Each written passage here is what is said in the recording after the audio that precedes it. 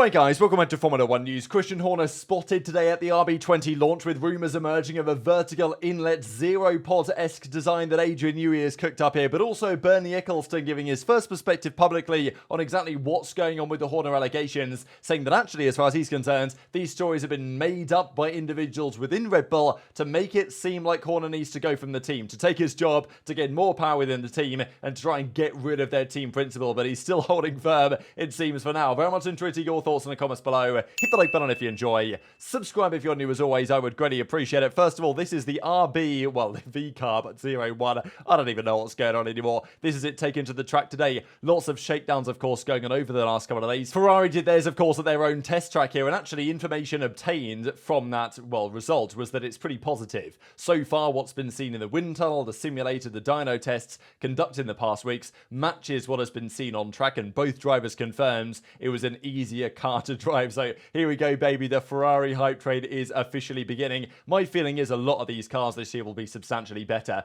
Whether they will be good enough is the real question. Ferrari also, kind of mind-blowingly though, put out this promotional video today of them doing a pit stop, of course, for Carlos Sainz's car. And as you might be able to tell, it wasn't the smoothest pit stop in the world. Sure, rear left, front right, rear right, fantastic. But front left, there was a bit of a malfunction, right? I mean, as we can see on the zoom in here, a bit of a slow stop on the front left. Now, still to be fair, this stop was maybe 3.5 seconds. But yeah, the front left change was not pretty.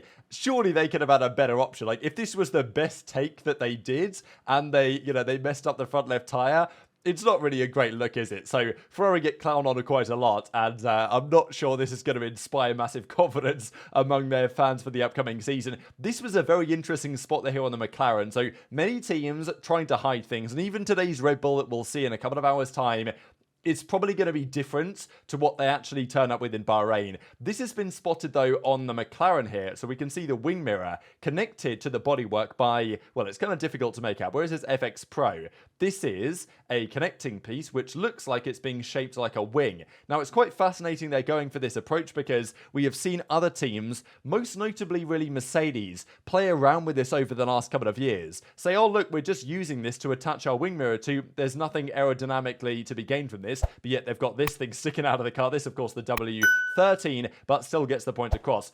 They've tried this for a couple of years, Mercedes, with mixed success, I've got to say, using, effectively, to hold the wing mirror, they use a wing, or at least they say, oh, it's just there to hold the wing mirror, but it's gaining some aero advantage. So it's kind of fascinating to see that Mercedes have clearly taken heavy inspiration, I would say, from Red Bull with the direction they've taken their car, probably for good reason, but McLaren and Red Bull have actually taken some serious inspiration from Mercedes. So quite fascinating to see that happen at the top end of the field. At least we predict it still will be for the new season. Mercedes, of course, took to the track yesterday with the W15. They only completed, however, 5 laps because the weather wasn't great. So they decided to do it instead next week in Bahrain before pre-season testing. So that's pretty interesting stuff, really. They decided not to really commit to driving in the rain too much. We'll see some of these pictures in more detail here in a second. This is also kind of wild to me. This red colour here is officially called by Mercedes Toto Rosso is the name of the red colour, which is, yeah, I'm not going to say any more on that, but I thought it was quite something. This, however, is the front view of the Mercedes. People seem to have mixed opinions on whether they think this is, like, beautiful or ugly, to be honest. I think, honestly, this front wing reminds me of almost like a 2008 level front wing. It looks nothing really like what we have seen teams come up with so far in this regulation cycle, but Toto says he expects them to be faster, but he's not expecting them to be catching up to Red Bull immediately, as basically nobody is. I think it's going to take a mess up, frankly, from Red Bull in order to make that happen. But we can see very clearly here on the front wing what we were discussing yesterday, which is this fourth element at the top of the wing here. We can also see the lower element is rather more curved than I think other teams have gone for, so that's also kind of interesting. But look, Alpine have played around with something like this, but it's never been to this level. You can clearly see from this angle the fourth element of the front wing connected by a very small little wire onto the side. Now, according to what the rules say, this is perfectly legal. They're using this to try and, well, free up this space to generate more vorticity would be a nice way to describe it in this area of the wing. It's not going to be anywhere near as powerful as the Y250 vortices of years past, but well, they believe it's going to gather some degree of performance advantage. Whether other teams will copy, follow suit, or claim it's illegal, that's another question. But yeah, look at the differences really in the front wings that Mercedes have done over the last couple of years. The 2022 wing, the 23 wing, the changes they made at Silverstone, and now this year going, I mean, honestly, a kind of completely different way yet again. So, and of course, that gap under the front wing nose is kind of interesting because it allows cleaner airflow into the floor, is, well, at least the belief of the engineers, it seems. Just a quick comparison as well. It's difficult to say, but you can, again, we looked last year at the airflow, because when it rains, you get to see how the airflow is operating off the side of the car,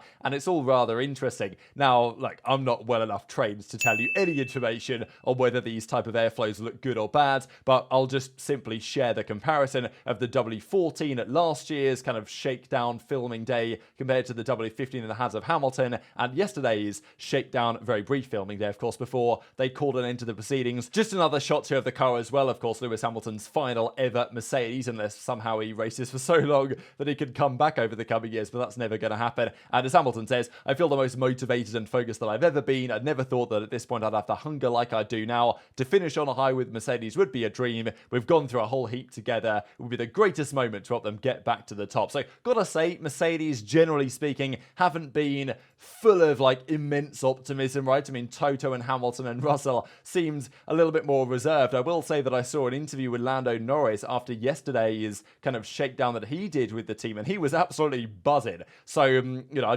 Norris couldn't contain his excitement in the interview that he did with Craig Slater of Sky Sports. So, you know, people are really reading into this, right? Just because we know that the drivers know, really, the first time they drive the car within 2 or 3 laps, they know if it's good or bad. They won't tell you, but they might indicate to you what it might be based on certain feedback. So I think there's going to be a lot of optimism from the drivers having got in these cars this year, because I think that basically every team will have a substantial step forward compared to last year, maybe with the exception of Haas. We'll see about that. But if you're finishing P8 and everyone takes a step forward, you're still finishing P8. So that is the question, really. But Helmut Marko, he's been commenting on Mercedes and on various other things, and I still find it fascinating how give Marko a mic to say anything on any subject, he'll tell you what he thinks. Give him a mic to say anything on the Christian Horner allocations, he will not say a peep at the moment. He even commented on the whole Toto Wolff Hamilton Ferrari thing and says that Wolff said not long ago he was so close with Hamilton, no sheet of paper would fit between them,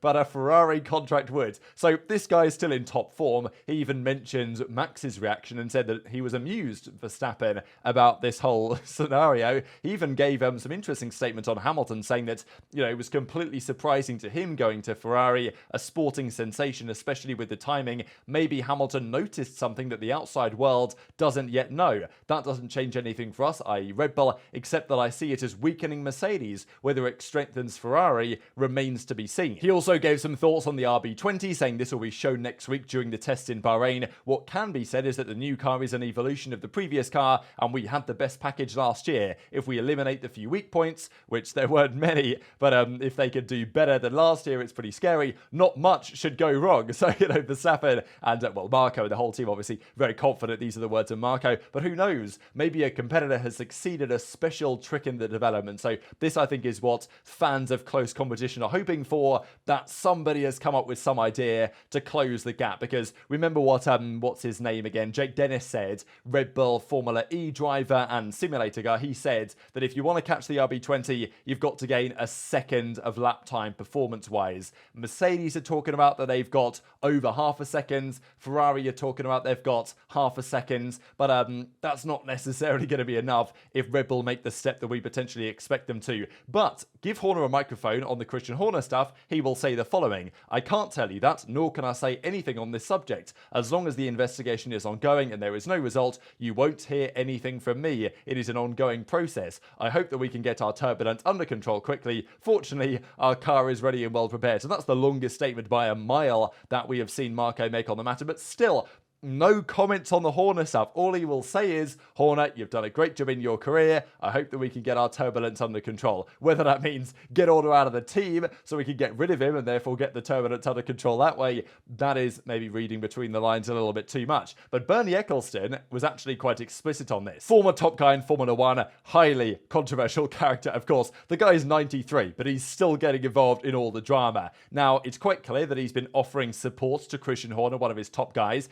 and and there was initially debate that Ecclestone had advised Horner to resign. Ecclestone, though, came out on social media yesterday to say that's not the case. He definitely did not do that. But what he did do is give some very interesting comments on what he believes is going on here. So if you guys have been living under a rock really a couple of weeks ago now, big accusations arriving that Christian Horner had, inappropriate, controlling behavior, whatever you want to say. It then became clear over time, the female employee, middle management, we believe, had made a complaint against Horner. There was supposedly a dossier of information. Horner was interviewed for hours. Adrian Newey was interviewed. Loads of other people were interviewed, possibly about his management style or whatever. Belief is major investigation ongoing by an external body. They will then report back to head office, basically at Red Bull, not Red Bull Racing, we're talking just Red Bull, the overall business in Salzburg, and they will decide on the future of Christian Horner. We believe that the Austrian part of Red Bull is maybe more aligned with the Helmut Markos of the world than they are with Christian Horner. Horner, though, does have the backing of the Thai side of the business. There's no doubt, though, that there is internal drama. The question that we raised initially here on the channel, many of you guys were commenting on, is like, is this a bit too good to be true? All of a sudden, these accusations, allegations arise just a couple of months after there were big rumours that somebody was trying to get Horner out of the team. Seems a little bit too coincidental. And Ecclestone says exactly that. These are his statements on the matter. My advice to Christian is, do nothing, wait to see what happens next. I'm in close contact with him. The problem is, as soon as you are successful, you make a lot of enemies. And that is the case in this case. So that's very interesting in and of itself. And saying that the problem could be resolved by having somebody speak to him and the woman, personally, that he refers to her as, rather than, like whoever was potentially making this complaint, just says the woman, then it can certainly be pointed out. We don't know who that is. But the more interesting part really is what he goes on to say next on the power struggle behind the scenes. Some phenomenal comments here as well on various controversies Ecclestone's been involved with in Bavaria in 2014. He paid $100 million to have a bribery case against him dropped, which is just one of the best sentences I think that I've read today. But he then goes on to say that in his eyes, I have a feeling that when Dietrich died, there was a vacuum created. Some people got into other positions and saw their chance to make up all sorts of stories and tell him to harm, or, basically bring him to harm. So they can get rid of him, Horner, and create a position for themselves. They want to get rid of him. So he's kind of referring to people that got into new positions or whatever, which is kind of fascinating just because we know that, for example, Oliver Mintzlaff, who is now the top guy over there at Red Bull, is he talking about people like that? Is he talking about people like Helmut Marko? The rumour was that Jos Verstappen and Helmut Marko were fed up with Horner, wanted him gone. That's not quite what Ecclestone implies, but he definitely implies that some behind the scenes, surely involving Marko, based on what he says, at least that seems that way to me, must be involved in this to a certain extent. So obviously Marko, when quizzed on this, all he said was Horner's done a great job for years and getting the turbulence under control. But yeah, those words from Ecclestone, right, saw their chance to make up all sorts of stories and bring him to harm. Seems to be implying that, and look, maybe take what Bernie says with a grain of salt here, but he definitely knows how to handle a controversy. He's saying that these accusations, allegations against Horner have been either made up or very much so embellished to make it look like Horner is, the bad guy, and therefore he's got to go. Whereas as far as Ecclestone's concerned, that's not the case. Still, the way I see it, though, is like, how do you actually resolve this situation? Here's Horner, by the way, in the middle, spotted today at Red Bull's reveal. These are some leaked images coming out ahead of time. Adrian Newey, I was going to say, is looking particularly sharp here, and we've got a, GP on the right-hand side. No Marko in this image, for example, which is maybe not interesting, but, just one thing to note. But Horner's here at the reveal. This is the car. We're not seeing it in as much detail in this leaked image as we will, I imagine, in a couple of hours' time, but I'm a bit busy tonight, so I can't make a video slightly later on, unfortunately. Maybe I'll pin a comment or something if there's anything particularly crazy here. But Horner's at the reveal, and he's definitely not going to go down without a fight. Despite all the drama, Horner's going to turn up, he's going to keep doing his job, and if they try and get rid of him, they're going to try and get rid of him. That seems how it is to me, and whether you think that Horner's done anything wrong or whether you think that he hasn't, this can't be the end of the discussion. Let's say Horner, they don't find him guilty and he's fine and he stays, then you think Horner's going to sit there and be like, oh, nice try, Helmut, you'll get me next time. Like, no way, right? If Horner stays in, he's going to be trying to make revenge, right? He's going to be trying to do his own tricks to get some of these guys that wanted to oust him out of the business, right? So, it could be madness if Horner, sticks around, as it seems like he will. But we've got to also talk about the car that's on the screen. Here we go, ladies and gentlemen. This is the RB20. As I say, in a couple of hours, we'll get a slightly, probably significantly better version of exactly this. But this is another version of it. And, well, we can see the W4 F-14-esque kind of molded bazookas, cannons, or whatever, the airflow channels, shall we say, on the engine cover. But what everyone is really looking at here are the start of these side pods, because we just can't tell from this angle what's going on. We can see there is an overbite. Most other teams followed the Red Bull idea last year of the underbite, which is when the lower part of the side pod extends further forwards. Red Bull introduced that idea in Hungary. Whether that was all like, smoke and mirrors, because other teams have kind of copied that. Some of them have. Mercedes haven't really. Ferrari kind of have. So I guess we'll see what happens when people turn up in Bahrain. But now it looks like there's not only an overbite on this side pod, it looks very tightly packaged as well. Like, the side pod looks really rather slim. It's still, it's not a zeropod, is it, right? I mean, it might have a vertical inlet.